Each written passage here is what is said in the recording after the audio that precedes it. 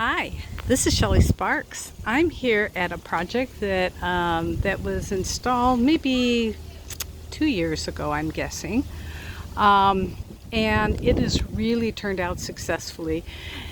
And it's many succulents. So here we've got all drought tolerant. This is all drought tolerant planting, and look how lush it looks. We've got some agaves. This beautiful agave here is a real nice accent plant, and it's surrounded by the aeoniums that have just proliferated like crazy.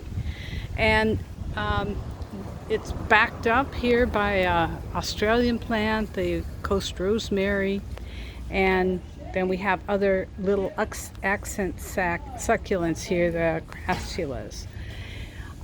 The theme is continued throughout the frontage. So in pots you can see these beautiful succulents, and all the way down the line.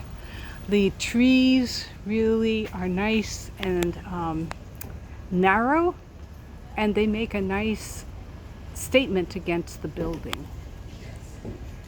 This is Shelley Sparks. If you'd like more information about landscape design, check out my website, www.harmonygardens.net, or my book, Secrets of the Land, Designing Harmonious Gardens with Feng Shui, available on my website or on Amazon.